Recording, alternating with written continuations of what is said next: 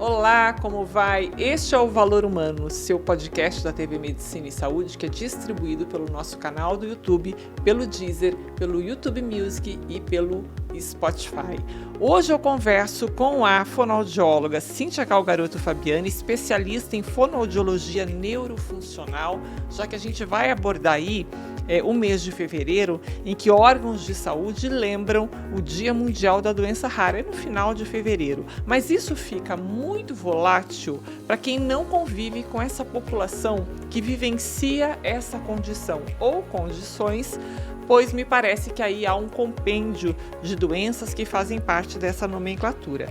Mas antes eu quero desejar aqui as boas-vindas à nossa convidada, Cíntia, e quero conhecer também a tua história aí na área da fonoaudiologia. Tudo bem, Cíntia? Seja bem-vinda. Tudo bem, Soraya. Muito obrigada pelo convite. Então, a minha história ali na fonoaudiologia com as doenças raras foi uma coisa sem pretensão. Uhum. Eu tive o meu primeiro paciente, assim, com 6 meses de formada. Ele tinha diagnóstico de esclerose lateral amiotrófica, e onde ele chegou com muitas demandas que eu não tinha experiência e não tinha estudado sobre tudo isso, né? Uhum. E a família foi muito, como que eu posso dizer, me recebeu muito bem e confiou muito no meu trabalho. Uhum. E juntos a gente combinou que então a gente ia fazer o melhor por esse paciente. No mês seguinte eu já fui em busca, né, de algum curso, algum workshop, simpósios, viajei. Uhum. E desde então eu fui encontrando, né, inovações, novidades, estudos, né, brasileiros e não brasileiros nas doenças raras. Mas a minha história com isso começou com a esclerose lateral amiotrófica, um paciente há 8 anos atrás. E a partir disso eu fui cada vez me aperfeiçoando mais, estudando mais e tendo vários outros pacientes. Hoje, 80%, né, dos meus pacientes têm alguma doença rara, alguma questão dessa área aí. Entendi.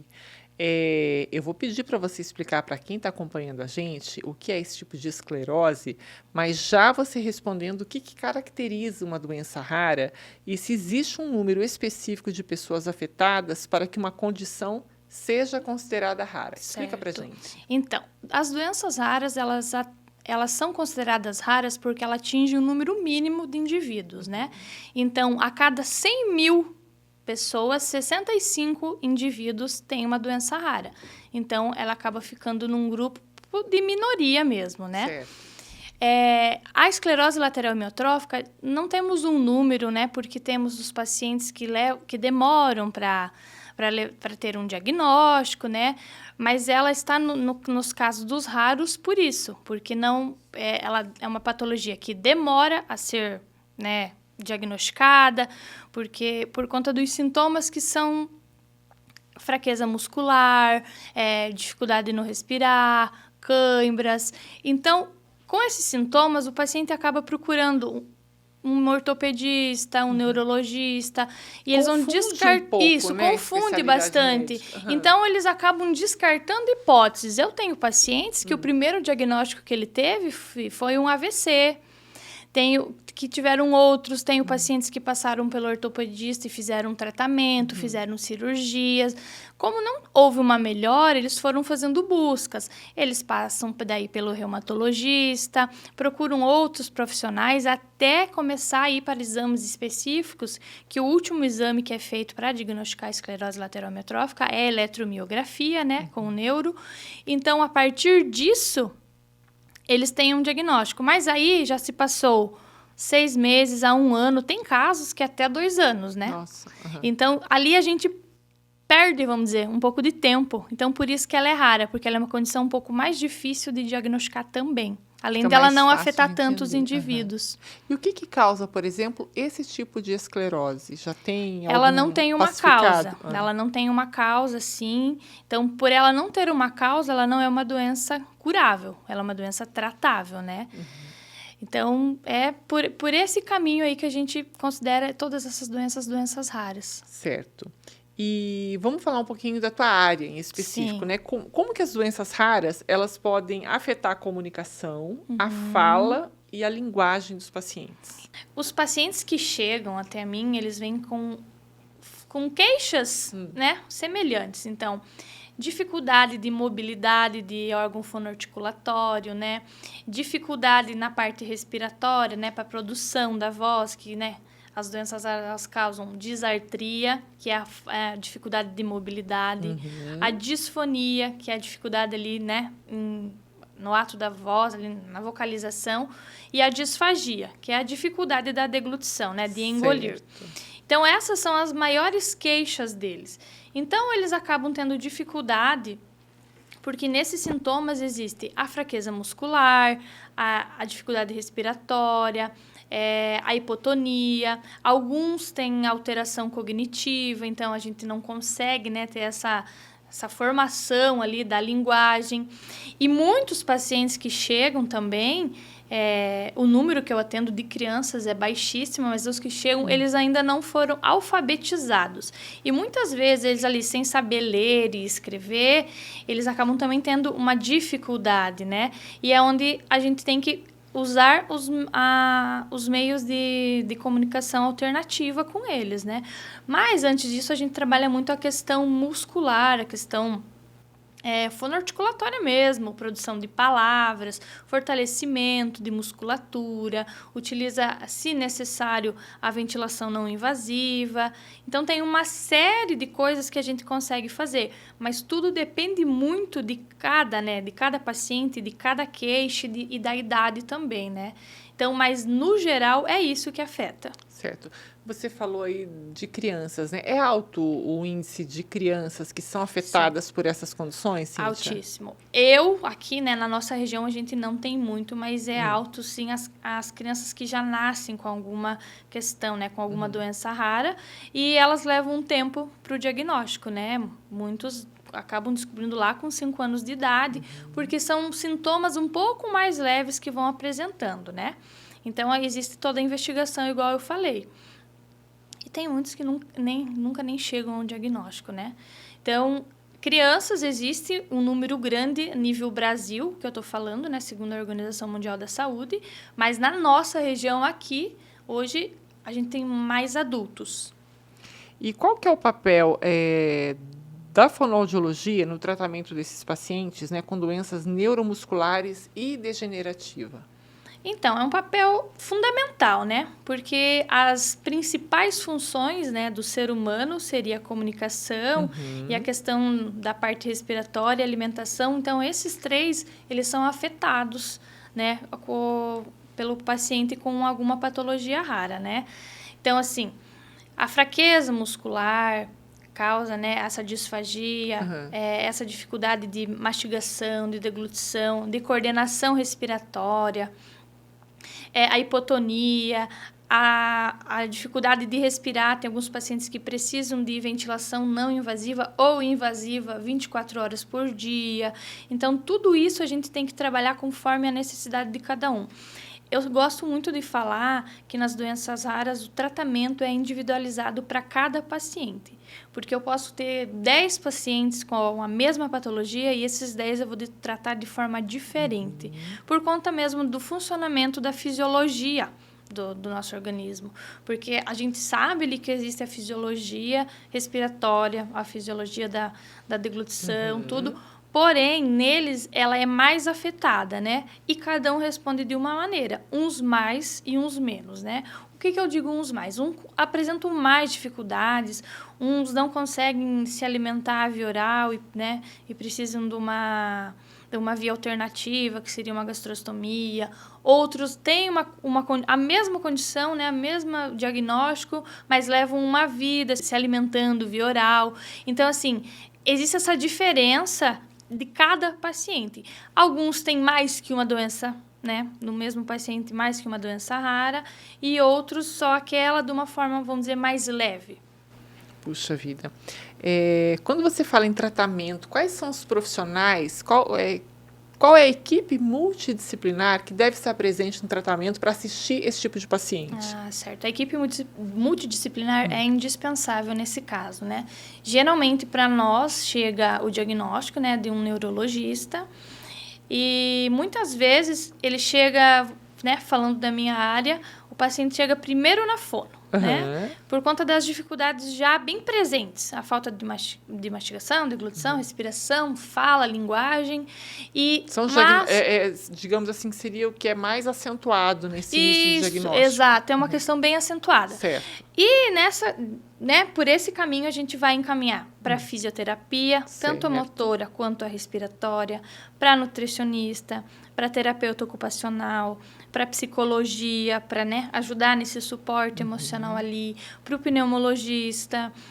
Alguns acompanham com o reumatologista, mantêm o atendimento com o neurologista. Então, é uma equipe ampla, né, que faz o atendimento, que o paciente tem que acompanhar com esses profissionais. Certo. Eu tenho uma pergunta aqui para te fazer e talvez em parte você tenha respondido agora, mas eu vou fazer porque de repente tem uma informação adicional que é importante, né? Sim. Como é que a esclerose lateral amiotrófica, conhecida como ELA também, né? Pode afetar a comunicação e a deglutição dos pacientes e quais são os primeiros sinais que indicam a necessidade da intervenção fonoaudiológica? Ah, sim. Então, todos os pacientes que eu atendo agora tiveram o diagnóstico, o primeiro profissional que eles procuraram foi a fonoaudióloga. Por quê? Muitos têm, Antes mesmo do neuro? Não. Depois do diagnóstico do neuro, né? Neuro, porque foi igual eu falei já, né? Eles vão descartando hipóteses, tudo, mas recebeu o diagnóstico ali, né, do neuro, dos exames específicos, eles vêm até a fonoaudióloga. Por quê? Eles já estão com uma dificuldade de fala, com uma fala arrastada, com uma fala pesada ali. E a comunicação é super importante. Exato, e eles têm muito... É perceptível, entendeu? O próprio paciente percebe que não está certo, sabe? Então, eles vêm com essa queixa de fala arrastada, uma língua pesada, assim... dificuldade de formar uma frase e completar por conta do padrão respiratório, alguns pequenos engasgos, pigarreando, sabe? Então, assim, são sintomas leves. O paciente está levando vida normal, dirigindo, viajando, mantendo suas funções, muitos estão trabalhando nas suas devidas profissões, mas eles já sentem. E quando recebe esse diagnóstico, é um pouco difícil para eles já entendem que, então, vai ter que tratar, vai ter que acompanhar.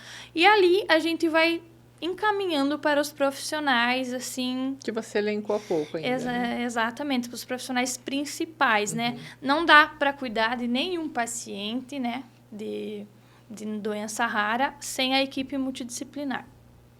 Certo. Bom, a paralisia pseudobulbar, você vai me explicar o que é isso também, tá? Para as pessoas entenderem em casa. Pode causar crises incontroláveis de riso ou choro. Como é que a fonoaudiologia pode ajudar no controle desses sintomas? Assim, Aí é teu trabalho na prática mesmo, Isso, é na prática mesmo, com os exercícios miofaciais, que a gente faz no paciente.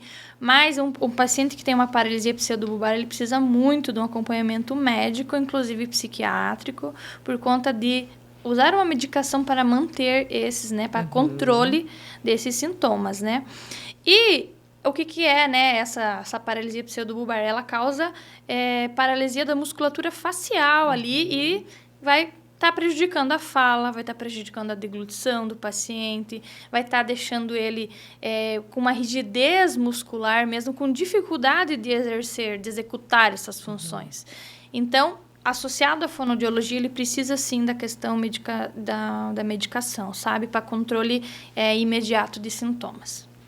Tá. E quais são os principais tratamentos e estratégias terapêuticas utilizadas para melhorar a qualidade de vida desses pacientes? Sim. Esses pacientes todos, eles têm, assim, eles vão acompanhando a doença e vão percebendo que cada vez mais eles precisam estar com a equipe ali formada. Porque, assim, não é de cara. Hoje chegou um paciente aqui para mim, eu tenho esclerose lateral amiotrófica, tenho uma distrofia, tenho uma atrofia muscular, e vou fazer fono e ele sai daqui com todos os encaminhamentos. São passos de formiga, porque ele precisa entender e aceitar essa condição, entendeu? Então, conforme vai apresentando uma necessidade, o paciente vai buscando outro profissional que já foi indicado, entendeu? Então, apresentei uma dificuldade motora, apresentei uma dificuldade de caminhar, apresentei uma dificuldade de levantar, então agora eu vou procurar físio. Não é o correto, tá? Não é o correto esperar o sintoma tá bem, né, bem frequente. Mas eles têm esse, como é que eu posso dizer, é o jeito deles, né, de cada paciente. E eu acredito que seja muito pela questão da aceitação, né? E a gente vai, o quê? Fazendo adaptações conforme a necessidade dele para oferecer qualidade de vida, né? Então, assim, na minha área, o paciente chega ali, né, tem o diagnóstico, já apresenta algumas dificuldades. Com o passar dos meses, eles apresentam mais dificuldades na parte da mastigação ali, da deglutição, e a gente vai fazendo adaptações da alimentação. Então, se eu comia na consistência normal, agora eu vou comer mais bem cozido, vai comer mais amassado ou pastoso. Alguns alimentos eles mesmos acabam tirando, porque eles percebem que é muito difícil fazer o manejo, o bolo alimentar da mastigação, da deglutição, então eles acabam não querendo mais. E chega um momento que onde o paciente está sofrendo já, está em risco de ter uma desidratação e uma desnutrição e também uma broncoaspiração, né, que é a pneumonia aspirativa, que é quando o alimento acaba indo para o lugar errado, que a gente fala, em vez dele ir para o estômago, ele acaba penetrando ali, indo para o pulmão e causando uma pneumonia, a gente indica a gastrostomia, né, que é a via alternativa da alimentação. Porém, isso é antes de acontecer a desidratação, a desnutrição ou a broncoaspiração, porque a gente trabalha com a questão preventiva e qualidade de vida do paciente. Então, hoje, eu não tenho mais nenhum paciente que passou por isso, porque a nossa equipe está tão engajada, ele já tem, né, tão especializado no assunto, que o primeiro sinal que o paciente dá de dificuldade de ingestão de água, de alimento, né, de padrão respiratório um pouco mais fraco, a fisiorrespiratória entra junto nisso, a gente conversa em equipe, questão nutricional também, e fala, agora é a hora. Nem todos os pacientes aceitam de imediato. Eles têm um pouquinho de restrição, relutância, assim. Porém, eles acabam entendendo que é necessário. E isso para quê? Para ter uma qualidade de vida, né? Tudo isso também a gente faz sempre junto com a família, né? Sempre, todas as minhas condutas são apresentadas para o paciente e para a família. Porque a família tem um papel muito importante nisso, sabe? Então, a gente tem todo esse manejo de adaptações para os pacientes. Por exemplo, eu tenho pacientes que têm esclerose lateral amiotrófica, distrofia, atrofia, e eles, né, eles mantêm o nível de consciência, né, o cognitivo deles está 100% preservados, e eles não têm mais alimentação via oral. Porém, eles têm a alimentação gustativa, que é por prazer. Então, esses dias eu estava em uma paciente, era aniversário dela. Ela não comeu o bolo, mas ela experimentou o glacê, a coberturinha do bolo. Então, assim, o palatável, sabe, para eles, que é muito importante. Por socializar, por participar daquele momento, sabe? Porque eu fico pensando assim, para você como fonoaudióloga, e aí tem uma equipe multidisciplinar, e você mesma disse que um dos profissionais psiquiatra e psicólogo também, né? Essa questão da limitação deve gerar uma relutância, uma dificuldade muito grande, primeiro, em aceitar aquela condição. Não, que restringe no convívio, restringe das funções que antes fazia, do trabalho, do produzir, do convívio com a família, que agora é diferente, né? E essas experiências como essa que você citou, quer dizer, se não tiver a família mesmo por trás para oferecer isso, fica muito difícil. Não, né? Exatamente. E assim, a família é totalmente... E aí você está falando também, desculpa vou te interromper, de um público de pacientes que tem condições de ter uma equipe dessas. Sim, mas nós temos uma realidade, como você falou lá no comecinho, né, que nem são diagnosticados, exatamente. Né? Que não vai ter nem 5% dessa acessibilidade a esse tratamento. Né? Dessa, como é que eu posso dizer, dessa oportunidade de ter esse tratamento, né? Essas famílias que fazem tudo isso pelo paciente, elas são muito bem orientadas por nós. A gente tem um programa de treinamento. Então, muitos desses pacientes precisam de pessoas externas, né? Dos cuidadores, em casa, de ajuda. Certo. E nós oferecemos um treinamento por quê? Eu sou fonoaudióloga, atendo meu paciente ali 3, 4, 5 vezes na semana, mas eu não estou em tempo integral, né? A fisioterapia é a mesma coisa. E ela precisa dar continuidade na rotina da vida, do banho, da alimentação, né? De ir na cama, dormir, assistir filme, tudo isso. A gente treina essa equipe para que seja melhor possível para aquele paciente, entendeu? E a família também. Então, a família, tudo que a gente faz, sabe fazer ali, a gente passa para essa família, né? Claro que, né, a parte técnica, não, mas digo assim, as orientações do que sim e do que não, do que é benéfico para esse paciente ter essa qualidade de vida e essa longevidade com qualidade de vida. Porque eu sempre falo que não adianta ter a longevidade e não ter qualidade junto. É verdade. Entendeu? Isso em qualquer situação, Em qualquer né? situação, em qualquer patologia. Tá. Tem também a questão do Alzheimer e do Parkinson, né? Essas duas doenças. Eu queria que você falasse um pouquinho, que você explicasse um pouquinho, porque elas se enquadram também, fazem parte desse compêndio de doenças raras, né? Eu queria que você falasse como que a fonoaudiologia pode ajudar a manter a funcionalidade da linguagem por mais tempo, por exemplo, no caso do Alzheimer, né? E no Parkinson também, né? A questão de técnicas, existem técnicas eficazes para melhorar a comunicação. Como que é a rotina de um paciente que tem esse tipo de doença? Como que é o trabalho do fonoaudiólogo e como é que é a vida familiar também assistida para esse paciente? Sim. Então, o Alzheimer, a demência ali, são um pouquinho diferentes do Parkinson, porque no decorrer, né, elas vão acabando perdendo a capacidade cognitiva, né, de executar as funções, né. No Parkinson, não. No Parkinson, ele acaba perdendo a capacidade de executar a função, mas mantém-se no nível cognitivo preservado.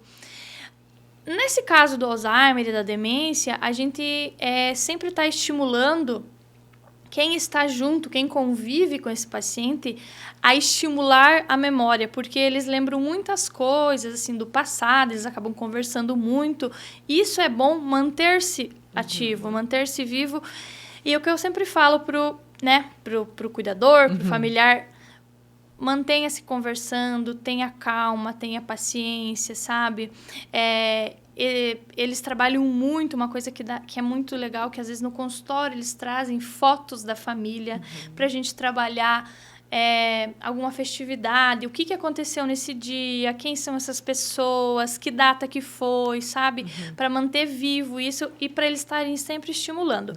E na questão, né, do momento que eles estão vivendo, sempre procurar estimular o paciente. O que você está fazendo agora? Agora a gente vai. Agora é 9 horas da manhã, a gente está indo tomar café. Sempre tendo essa narrativa. E situando, né, com relação à situação, exatamente. à circunstância. Essa narrativa de que horas que é, do que está fazendo, aonde está, onde vai. Não apenas executar por ele. Porque daí a gente acaba, sim, diminuindo essa questão de comunicação, porque o paciente não precisa fazer, né? E eu penso também por uma questão social, também do paciente se manter mais ativo possível nas funções que ele sempre exerceu. Perfeito. Cintia, como é que a detecção precoce das dificuldades fonoaudiológicas pode impactar a progressão dos sintomas dessas doenças? Ah, sim. Então, já de início de diagnóstico, é interessante fazer o acompanhamento, porque o profissional que vai avaliar, né, seja fonoaudiólogo ou outro profissional da equipe multi, se ele já tem o diagnóstico, ele já está apresentando pequenas dificuldades em alguma coisa. Então, nesse momento, já é hora de ir estimulando e prevenindo que se perca, né? Como é que eu posso te dizer? A gente vai dando uma pausa ali na progressão, no sentido de estímulo, né? De terapia. Vai combatendo, né? Vai combatendo, vai dando orientações para quem está em casa, né? Porque as orientações são muito importantes, porque eles precisam disso para poder fazer, igual eu falei, eu atendo ali um pouquinho e em casa o que está acontecendo, entendeu? Então, essas orientações são muito importantes do que fazer e do que não fazer, do que estimular, do que não é mais para estimular, porque a gente tem que ter um cuidado nessa questão das doenças, inclusive das neuromusculares, com a fadiga. Eu não posso fazer demais. Aquela história, sabe? O menos é mais, certo. Inclusive o menos bem feito, porque eu fadigando esse paciente, eu vou estar acelerando essa doença, entendeu? Então, é hiperestímulos, entendeu? Por isso que a gente precisa ter o profissional correto para orientar e começar lá no começo, para saber em que caminho que você segue, para você ir dando mais, prolongando, né, as funções ativas e dando mais qualidade de vida durante esse tempo. Porque muitas vezes já chegou para mim um paciente bem debilitado, assim, tipo, já sem função da mastigação, sem a função da linguagem, da fala, da comunicação, onde a gente consegue trabalhar, mas se torna um pouco mais difícil. E relatos, assim, de quem está, né, com o paciente, 2, 3 anos, me contam assim, foi muito difícil até aqui e a gente queria uma ajuda. Esse muito difícil até aqui a gente consegue anular, se tornando um caminho, né, um pouco mais fácil. Entendi. Cíntia, e para quem está nos vendo e nos ouvindo nesse momento e conhece alguém que está passando por esses desafios, quais são os primeiros passos para se buscar ajuda? Então, o primeiro passo é o que eu falei ali. Tentar aceitar e, mesmo não aceitando, procurar uma equipe qualificada, procurar uma equipe que tenha experiência, porque foi como eu falei, né, no começo, não dá para negligenciar, achando que qualquer profissional pode atender, porque é muito diferente do que atender qualquer outra doença. E seguindo as orientações, sendo muito aberto, muito, como é que eu posso te dizer, muito sincero com o profissional que você está procurando, o que você busca, porque os profissionais vão, né, explicando que não é uma doença curável, mas é uma doença tratável, uma coisa que a gente sempre enfatiza, mas justamente para a família entender a importância dessas terapias, dessa qualidade de vida que vai gerar, sabe? Desse caminho longo que eles têm para percorrer, mas que eles têm um suporte, né, fora, suporte técnico, suporte profissional, e que se existem os sintomas ali, eles irem procurando os profissionais para a gente ir podendo ajudar, sabe? Diminuindo sintomas, orientando, fazendo as adaptações necessárias, tudo o que precisa. Por exemplo, eu tenho uma paciente que, né, ela tem esclerose lateral amiotrófica e hoje em dia ela não tem mais a conversação, né? Ela não tem o diálogo, a fala. Mas a gente tem o Tobii, que é um aplicativo que escreve com o globo ocular dos olhos e sai a fala, né, perfeita. E ela ali. utiliza esse aplicativo para se comunicar. Em tudo. Para dar as ordens da casa, ela comanda a casa, ela faz compras, ela manda mensagem pra gente no WhatsApp, no Instagram. Né? É tecnologia. Também entendeu? Nisso. Mas por que é importante você procurar, né? Porque para você estar... Repete para mim o nome desse aplicativo, por favor, para as pessoas. Tobii. Tobii. É T-O-B-B-I. Você vai escrever assim. T-O-B-B-I. T-O-B-B-I.